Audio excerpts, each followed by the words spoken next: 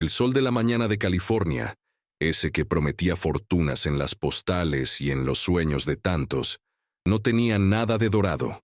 Era un resplandor blanco, hostil, que se reflejaba en el capó de la camioneta sin insignias y en la placa de la gente que tenía a Elena del brazo. Mateo vio cómo el cuerpo de su esposa, redondeado por 6 meses de embarazo, se tensaba bajo el agarre firme del hombre. El uniforme color caqui, planchado y anónimo, era una muralla contra la que sus súplicas se estrellaban sin dejar mella.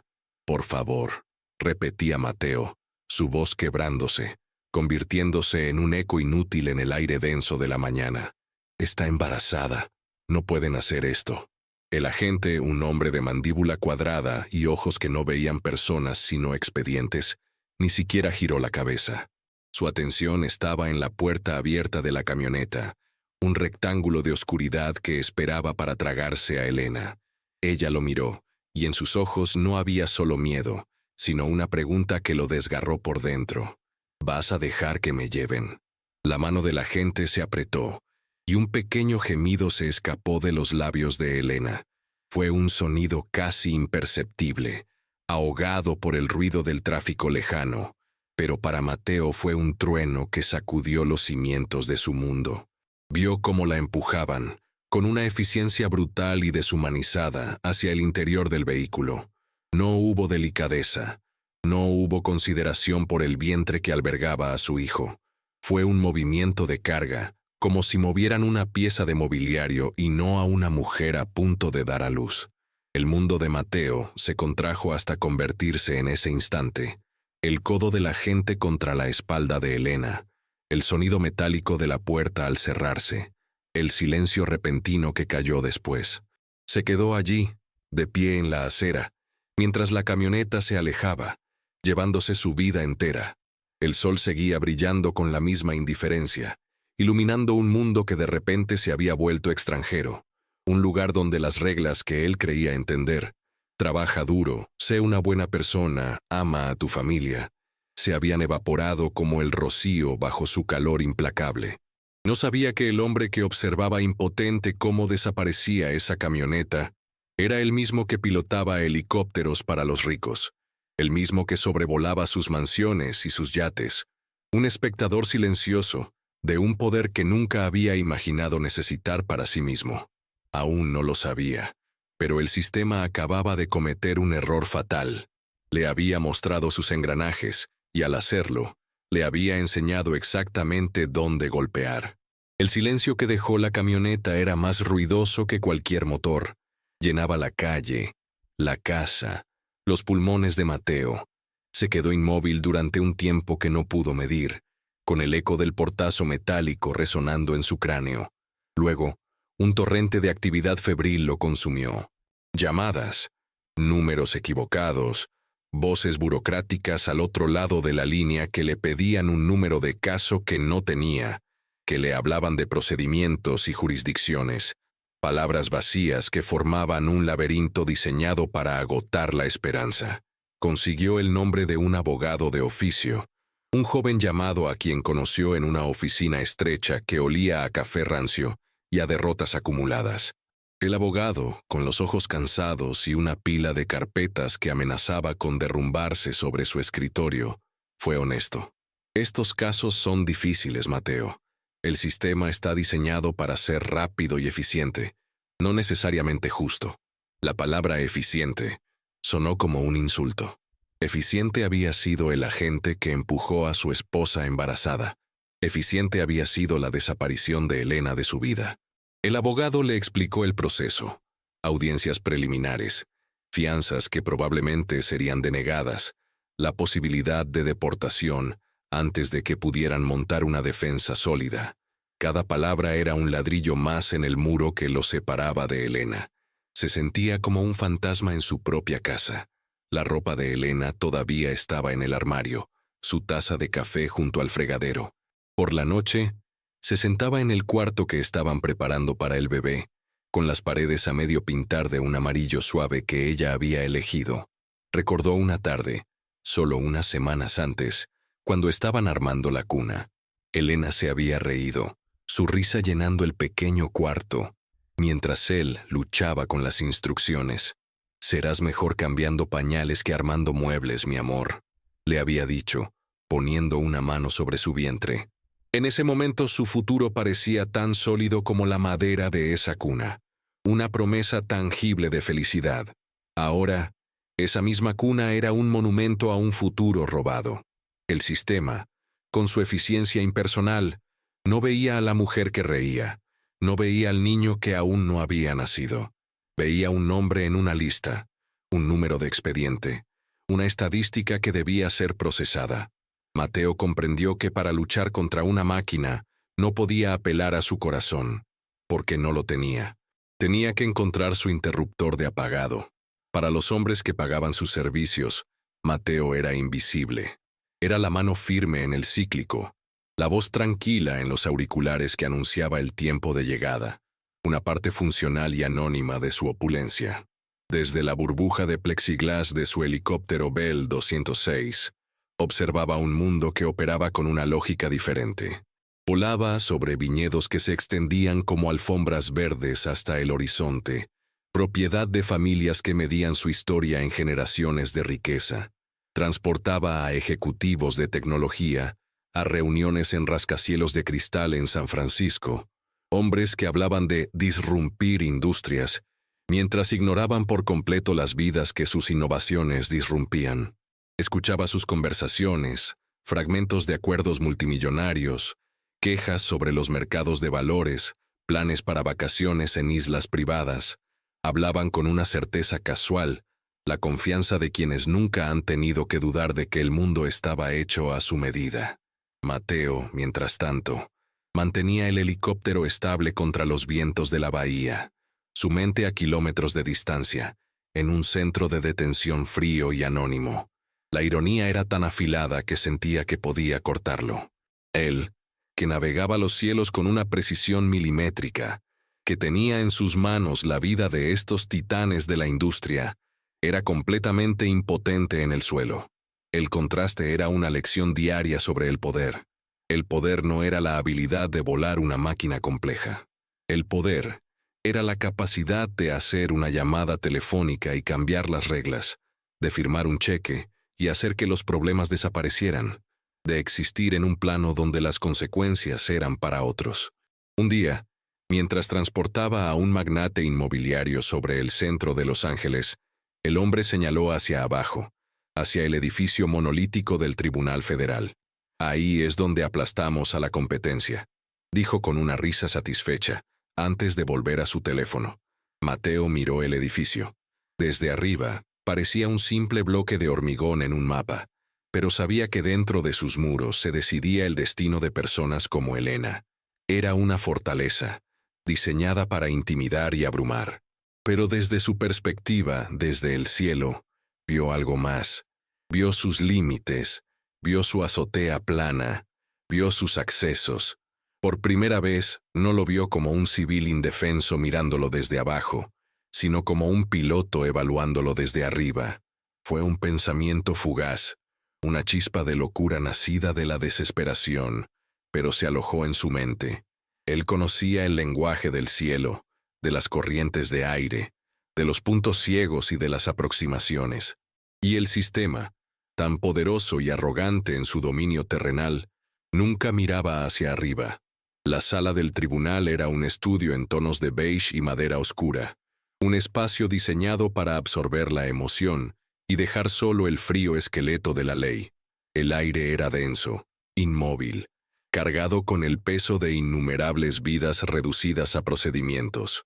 Mateo estaba sentado en la segunda fila, con su abogado de oficio a su lado. Se sentía fuera de lugar con su chaqueta prestada, demasiado apretada en los hombros. Al otro lado del pasillo, el abogado del gobierno, un hombre con un traje impecable y un aire de aburrimiento profesional, revisaba sus notas. Luego la vio. Trajeron a Elena, vestida con un uniforme gris que le quedaba grande y ocultaba su embarazo. Tenía el rostro pálido, los ojos hundidos, pero cuando sus miradas se encontraron a través de la sala, Mateo vio una chispa de la mujer que amaba, una llama de desafío que ni siquiera ese lugar había podido extinguir. Quiso correr hacia ella, pero el movimiento de un alguacil, una mano descansando casualmente sobre su arma, lo mantuvo pegado a su asiento. La jueza Roberts entró, una mujer de unos 60 años con una expresión de perpetua impaciencia. La audiencia comenzó. Las palabras llenaban la sala, pero se sentían huecas. Un ritual desprovisto de significado. El fiscal de ICE habló de Elena como si no estuviera allí. La detenida representa un claro riesgo de fuga, dijo, su voz monótona. Carece de vínculos significativos con la comunidad y su estatus migratorio irregular la convierte en una candidata a la deportación expedita. Vínculos no significativos. Las palabras golpearon a Mateo. No era significativo el hijo que crecía dentro de ella. No era significativo el hogar que habían construido, el amor que compartían. Su abogado argumentó. Habló de su embarazo, del riesgo para su salud, de la falta de antecedentes penales. Pero sus palabras parecían débiles, una súplica contra una declaración de hechos. La jueza escuchaba con los ojos entrecerrados, su rostro una máscara de neutralidad que se sentía más fría que la hostilidad abierta. Hizo una pregunta. ¿Tiene la detenida alguna habilidad especializada o recurso que pudiera facilitar su huida? El fiscal de ICE respondió con un rápido, «No, su señoría. Su expediente indica que es trabajadora doméstica, sin recursos financieros ni habilidades relevantes». Mateo sintió una oleada de ira helada. Habilidades no relevantes. El sistema, en su arrogancia, solo veía lo que quería ver. No veía la resiliencia de Elena, su inteligencia, su fuerza. Y ciertamente, no veía a Mateo. Para ellos, él era solo el marido, otra figura marginal en el expediente. No el hombre que cada día se elevaba por encima de sus rascacielos, que dominaba la tercera dimensión, mientras ellos estaban atrapados en sus laberintos bidimensionales de papel. La jueza asintió, satisfecha con la respuesta. Fianza denegada. La detenida permanecerá bajo custodia. El martillo cayó, su sonido final y absoluto. Y en ese eco, la idea loca de Mateo, la chispa nacida en el cielo, comenzó a arder. La negación de la fianza fue como una puerta cerrándose de golpe en la oscuridad. El camino legal se estiraba ante él, un desierto de aplazamientos y apelaciones sin garantía de éxito. Los días se convirtieron en una rutina borrosa de trabajo y soledad. Cada vez que despegaba, el rugido del motor del helicóptero parecía burlarse de su impotencia en tierra.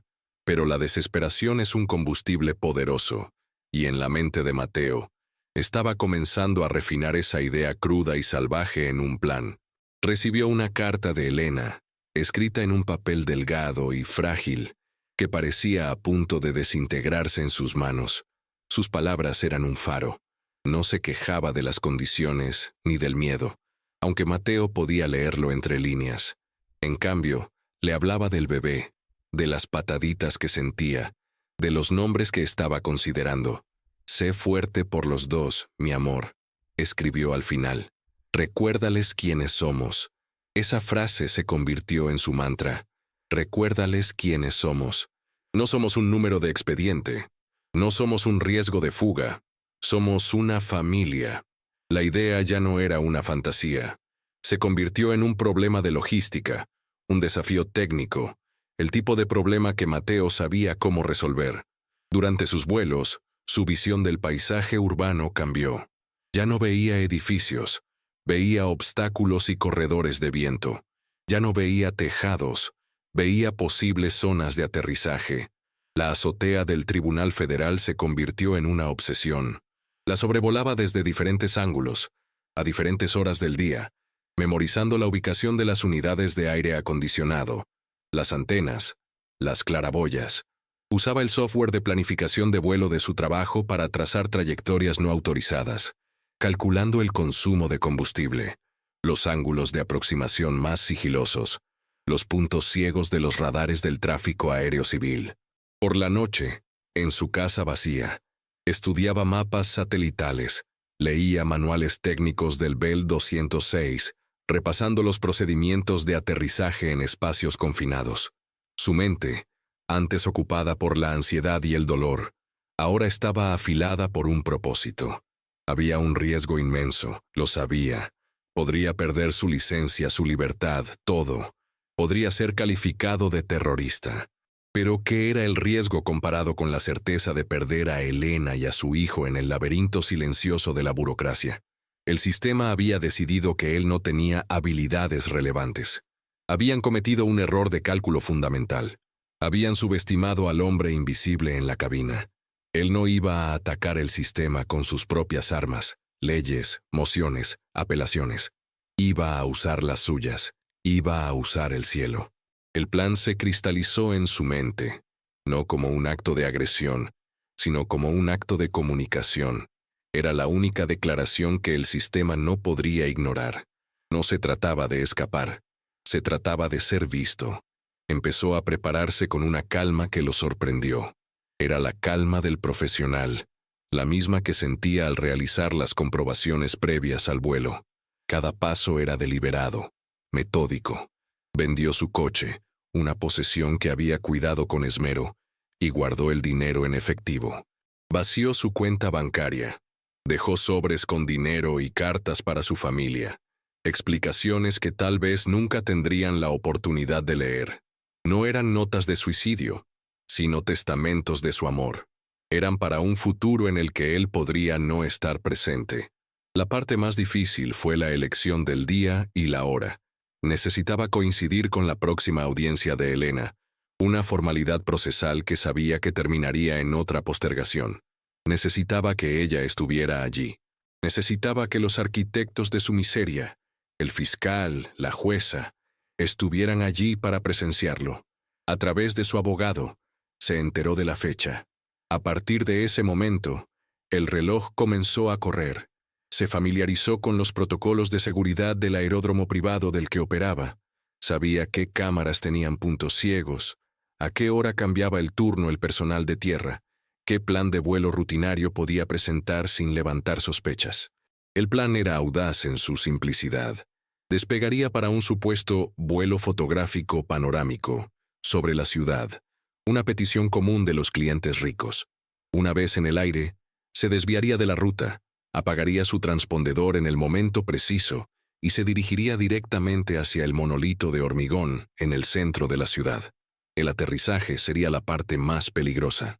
Un aterrizaje en una azotea no preparada, con corrientes de aire impredecibles rebotando entre los edificios circundantes, requería cada gramo de su habilidad.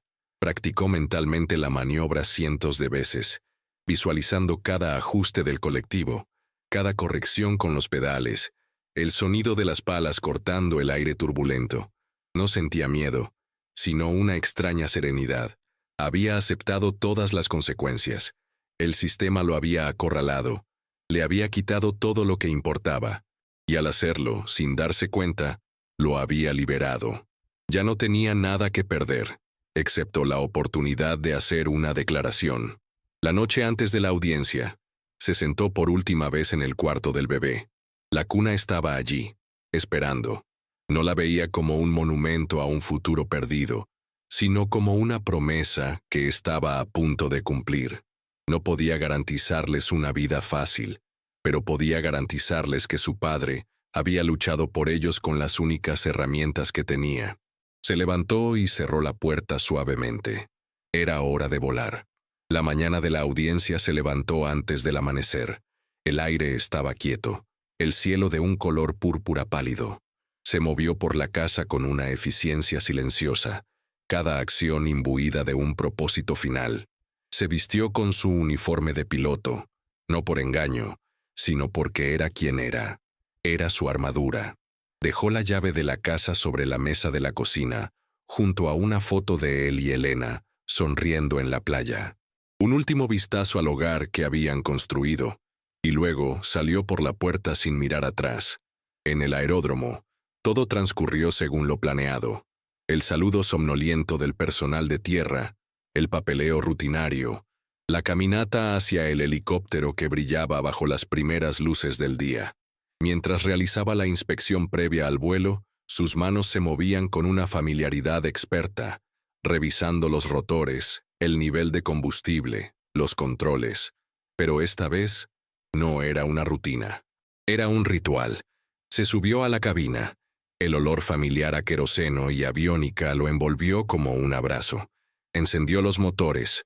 El gemido agudo de la turbina se convirtió en un rugido grave, y las palas del rotor principal comenzaron a girar, lentamente al principio, luego más rápido hasta que se convirtieron en un disco borroso sobre su cabeza. Despegó suavemente, elevándose en el aire fresco de la mañana. Presentó su plan de vuelo al control de tráfico aéreo, su voz tranquila y profesional. Helicóptero Bell 206, November Charlie 123, despegando para un vuelo fotográfico local, bordeando el centro. Recibió la autorización y se dirigió hacia la jungla de cristal y acero. La ciudad despertaba debajo de él. Veía los ríos de coches en las autopistas, las luces encendiéndose en las oficinas. Desde allí arriba, todo parecía ordenado, lógico, una ilusión. Siguió la ruta designada durante 10 minutos, un tiempo que se sintió como una eternidad. Luego, llegó el momento. Con un movimiento tranquilo, desconectó el transpondedor. En las pantallas de radar del control aéreo, el helicóptero November Charlie 123 simplemente se desvaneció. Se convirtió en un fantasma. Inmediatamente, giró el cíclico y se dirigió directamente hacia el centro, hacia el edificio del Tribunal Federal. Volaba bajo, usando los rascacielos como un escudo para enmascarar su aproximación. El edificio creció en su parabrisas, un gigante gris que se alzaba para encontrarlo. Su corazón latía con fuerza, no por miedo, sino por la adrenalina pura de la acción. Estaba cruzando el punto de no retorno. Ya no era Mateo, el marido impotente, era el piloto, y se dirigía a su propio juicio. Dentro de la sala 2B del Tribunal Federal, el tiempo se arrastraba. La audiencia de Elena era la 3:00 de la mañana, y el aire ya estaba viciado por la burocracia. Elena estaba sentada en la mesa de la defensa, con la espalda recta, aunque Mateo, desde su asiento en la galería, podía ver el temblor casi imperceptible de sus manos. La jueza Roberts parecía aún más impaciente que la última vez. Sus ojos iban del fiscal a los documentos que tenía delante, ansiosa por despachar el caso. El fiscal de ICE estaba de pie, exponiendo los mismos argumentos de siempre, con la misma convicción prefabricada. Señoría, la posición del gobierno no ha cambiado. La detenida sigue representando un riesgo de fuga, y solicitamos que permanezca bajo custodia hasta la resolución de su caso de inmigración. Fue entonces cuando se oyó. Al principio, era un sonido sordo, una vibración lejana que se sentía más en el pecho que en los oídos. Un murmullo bajo que parecía venir de todas partes y de ninguna. Nadie le prestó atención. El fiscal continuó hablando, pero el sonido creció. De un murmullo pasó a un zumbido, y de un zumbido a un golpeteo rítmico y potente, que hacía vibrar los vasos de agua sobre las mesas. Womp, womp, womp, womp. Las cabezas empezaron a levantarse. Las miradas se desviaron de la jueza hacia las ventanas altas de la sala. El fiscal vaciló, perdiendo el hilo de su argumento. La jueza Roberts frunció el ceño, irritada por la interrupción. «Continúe, por favor», dijo, pero su voz fue casi ahogada por el estruendo creciente. El sonido era inconfundible ahora. Era el latido atronador de las palas de un helicóptero, pero no estaba pasando por encima. Estaba demasiado cerca, demasiado bajo. Se estaba acercando. Un alguacil se acercó a la ventana, con la cara llena de incredulidad. «Señoría, hay un helicóptero en la azotea, parece que va a aterrizar». El pánico y la confusión se extendieron por la sala como una onda expansiva. La gente se puso de pie, susurrando, señalando hacia el techo. La jueza golpeó su mazo. «¡Orden! ¡Orden en la sala!». Pero nadie la escuchaba. El sistema, esa máquina de orden y procedimiento, acababa de ser interrumpido por algo que no estaba en ninguno de sus manuales. El sonido alcanzó un crescendo ensordecedor. La habitación entera vibraba con la potencia de la turbina. Y entonces, tan repentinamente como empezó, El ruido de los rotores disminuyó, y un silencio atónito cayó sobre la sala. Todos contuvieron la respiración. Elena miró a Mateo, con los ojos muy abiertos, una mezcla de miedo y una comprensión incipiente. Mateo le devolvió la mirada, y por primera vez en semanas, le ofreció una pequeña y segura sonrisa. El espectáculo estaba a punto de comenzar. La puerta de la azotea, a pocos metros de la sala del tribunal, se abrió de golpe. 2 alguaciles entraron corriendo, con las armas desenfundadas, sus rostros pálidos por la adrenalina. Pero no se encontraron con un atacante. Se encontraron con Mateo, vestido con su uniforme de piloto, caminando hacia ellos con las manos vacías y levantadas a la vista. Su expresión no era de agresión, sino de una calma absoluta. Los alguaciles le gritaron que se detuviera, que se tirara al suelo, pero él siguió caminando, lento y deliberado, hacia la entrada de la sala del tribunal. El caos se había apoderado del interior. La gente se agolpaba en el fondo. Los abogados protegían a sus clientes. La jueza permanecía de pie detrás de su estrado, su máscara de autoridad rota por la pura incredulidad. Mateo se detuvo en el umbral de la sala, su figura recortada contra la luz del pasillo. El silencio era total. Todos los ojos estaban puestos en él. Su mirada no se dirigió a los guardias armados, ni a la multitud asustada. Su mirada encontró a Elena, y luego se posó directamente en la jueza Roberts. Habló y su voz, sin gritar, llenó el espacio tenso. Mi nombre es Mateo, y esa es mi esposa, Elena. Llevan su nombre en sus papeles. Hizo una pausa, dejando que las palabras se asentaran. Ustedes la llamaron riesgo de fuga. Dijeron que no tenía vínculos significativos. Dijeron que no tenía habilidades relevantes. Su voz era firme, cargada con el peso de semanas de frustración e impotencia. Dio un paso más hacia la sala, y los alguaciles se tensaron, pero él no hizo ningún movimiento amenazante. Su arma era la verdad. Yo soy su vínculo. El hijo que lleva dentro es su vínculo. Se volvió ligeramente para mirar al fiscal de ICE. Y en cuanto a habilidades relevantes, resulta que yo tengo una. La declaración flotó en el aire, simple, irónica y devastadora. En ese momento, la dinámica de poder en la sala se invirtió por completo. Ya no era un espectador anónimo en la galería. Era el hombre que había aterrizado un helicóptero en el techo del poder federal. No había venido a destruir. Había venido a ser escuchado. Volvió a mirar a la jueza, y su voz se suavizó, pero perdió nada de su intensidad. No les pido que rompan sus reglas. Les pido que la vean, que vean a mi esposa, que vean a la madre de mi hijo. No es un expediente, no es un número, es una persona. Por primera vez, la jueza Roberts no tuvo una respuesta procesal. Se quedó sin palabras, mirando al hombre que había desafiado su mundo de una manera tan inconcebible. Mateo había hecho lo imposible. Había obligado al sistema a levantar la vista y a reconocer a la persona que había intentado borrar. El acto de desafío de Mateo no terminó con su arresto, que fue silencioso y sin resistencia. Terminó con un flash de cámaras y un frenesí mediático que el sistema no pudo controlar. La historia era demasiado increíble para ser ignorada. El marido, el piloto, el helicóptero, la embarazada. De la noche a la mañana, el caso de Elena dejó de ser un número anónimo en un archivo polvoriento y se convirtió en una noticia de portada nacional.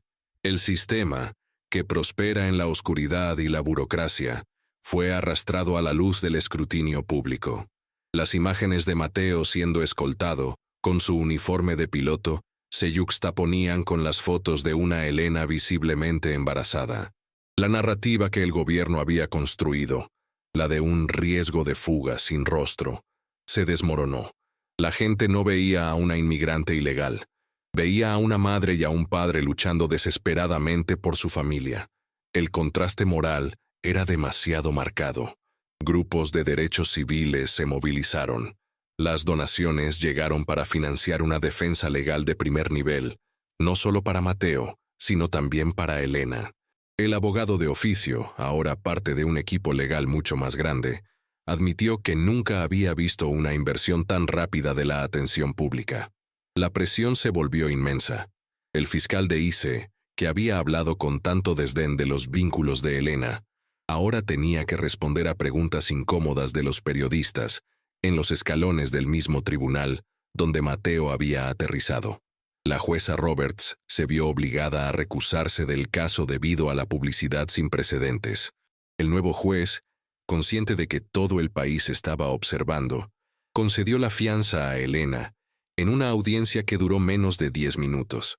Mateo observó todo desde una celda, enfrentando una larga lista de cargos federales, pero cuando su abogado le contó que Elena había sido liberada, que estaba a salvo, una sensación de paz lo invadió. Había cambiado su libertad por la de ella, y no se arrepentía ni por un segundo. Su acto había recontextualizado todo. No fue un crimen de locura, sino un cálculo de amor. Fue un testimonio, el más ruidoso y visual que podía ofrecer. Meses después, Elena dio a luz a un niño sano. La batalla legal de Mateo sería larga y ardua, pero ya había ganado la guerra más importante. Había obligado a un sistema ciego a abrir los ojos. La historia de su familia ya no sería un susurro perdido en los pasillos del poder, sino un grito que había resonado desde los cielos, un recordatorio de que a veces, para que te escuchen, tienes que hacer lo impensable. No se trataba del helicóptero. Se trataba de recordarle al mundo que el amor, en su forma más pura y desesperada, es la habilidad más relevante de todas.